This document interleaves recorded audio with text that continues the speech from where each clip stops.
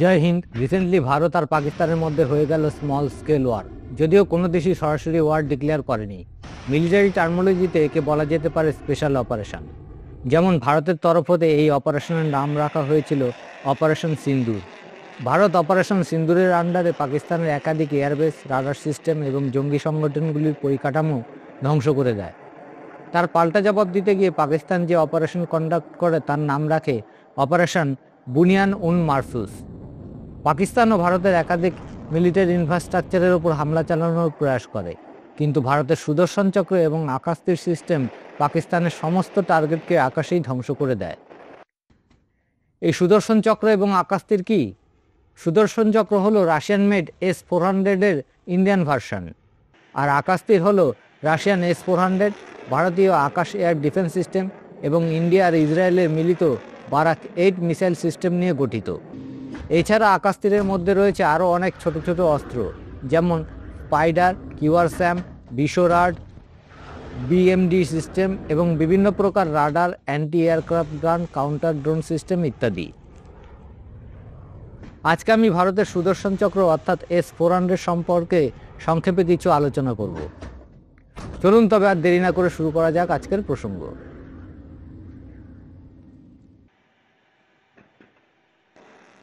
ভারতের সুদর্শন চক্র বা S-400 সিস্টেমটি মূলত Russian made air defence system. এটি ডেভেলপ করেছে রাশিয়ার Almas central design bureau. Bharat 2015 সালে প্রথম রাশিয়ার সাথে এই সিস্টেমটি কেনার জন্য একটি মৌ সাইন করে। অবশেষে 2018 সালে ভারত $5.4 বিলিয়ন, যা ভারতীয় মুদ্রায় 40,000 কোটি টাকার বিনিময়ে রাশিয়া হতে 5টি স্কোয়াড্রন কেনার ফাইনাল চুক্তি সম্পন্ন করে। রাশিয়া 2021 সাল হতে ভারতকে এই এয়ার ডিফেন্স সিস্টেমটি ডেলিভারি শুরু করে।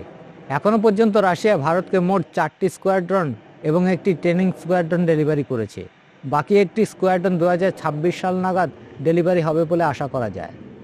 ভারত রাশিয়াকে S-400 সিস্টেমের বিভিন্ন রেঞ্জের মোট 6,000 মিসাইলের অর্ডার দিয়েছিল, যার অধিকাংশ মিসাইল রাশিয়া ডেলিভারি করে দিয়েছে। ভারতের সুদর্শন চক্রের স্কোয়াড্রনটি এইভাবে গঠিত হয়েছে। এক স্কোয়াড্রনে রয়েছে 2টি ব্যাটারি ইউনিট, একটি ব্যাটারি ইউনিটে রয়েছে 6টি লঞ্চার, একটি লঞ্চারে রয়েছে 4টি মিসাইল টিউব।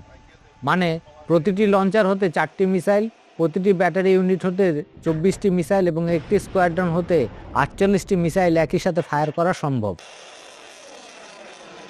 আসুন এবার জানা যাক এই সুদর্শন চক্র বা S-400 সিস্টেমটি কি কি কম্পোনেন্ট নিয়ে গঠিত এবং সেগুলি কিভাবে কাজ করে। S-400 সিস্টেমটি মূলত 6টি কম্পোনেন্ট নিয়ে গঠিত হয়েছে।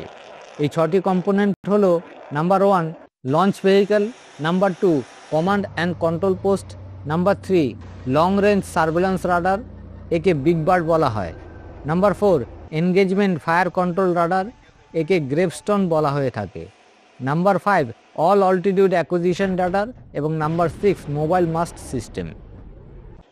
লঞ্চ ভেহিকল হলো যে ভেহিকল হতে মিসাইল লঞ্চ করা হয়।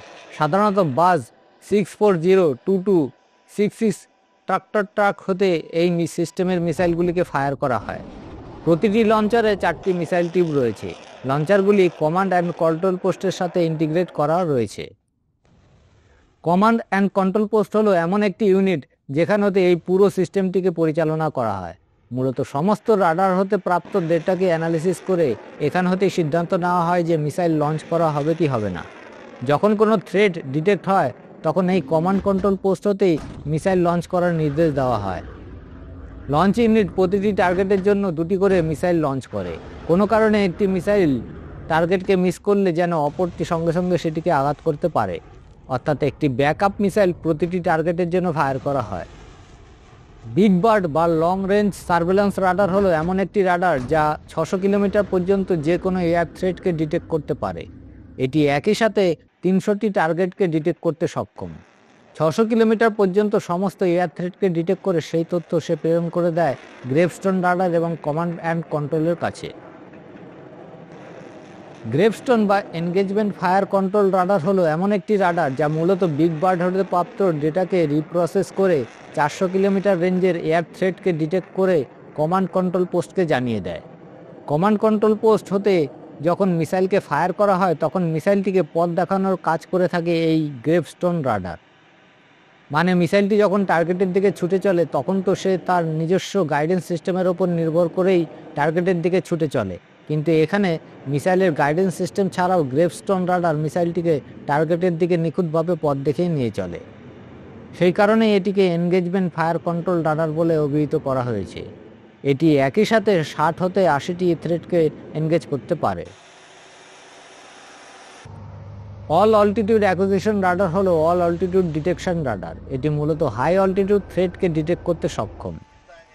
মোবাইল মাস্ট সিস্টেম হলো এমন এক ধরনের রাডার যা ভেরি লো অল্টিটিউড এবং ভেরি শর্ট রেঞ্জের টার্গেটকে ডিটেক্ট করতে পারে। সাধারণত 30 থেকে 40 কিলোমিটার রেঞ্জের সমস্ত টার্গেটকে এটি ডিটেক্ট করতে পারে।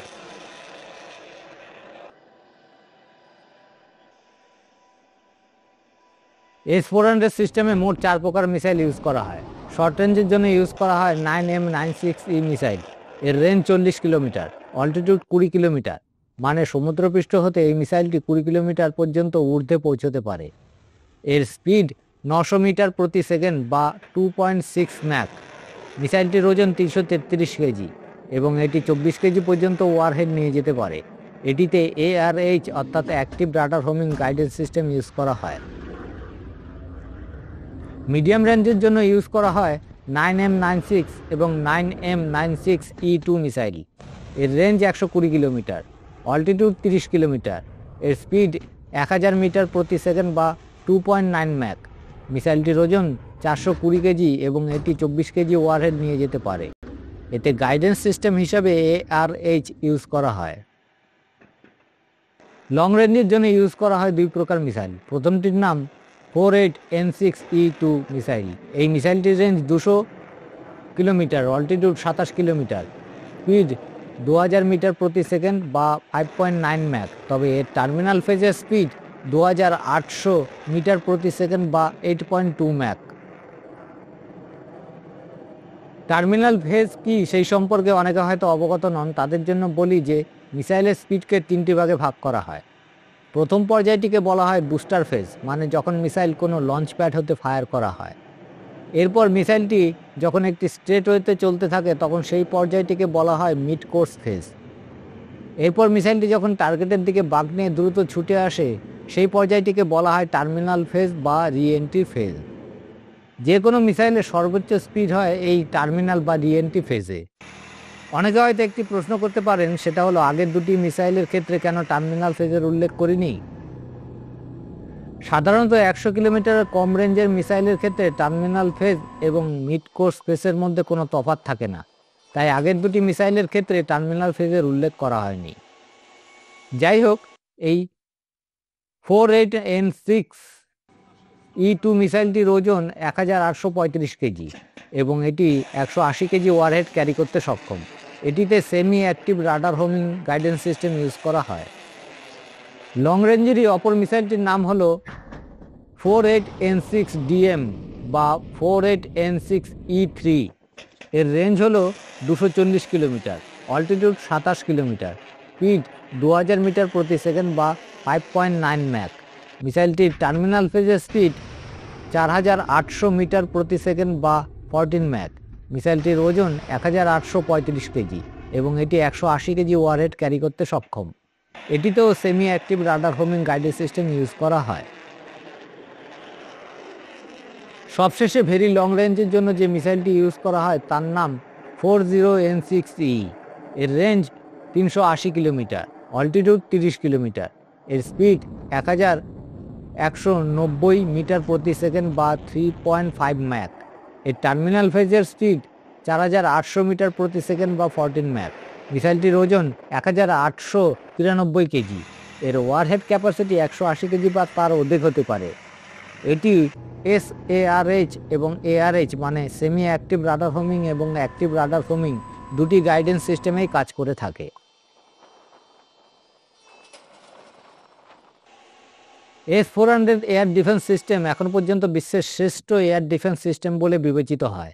এর রেঞ্জের মধ্যে আসা যে কোনো এয়ারক্রাফট, মিসাইল, ড্রোন কিংবা অন্য যে কোনো এরিয়াল থ্রেটকে নিমেষের মধ্যে ডিস্ট্রয় করে দিতে পারে।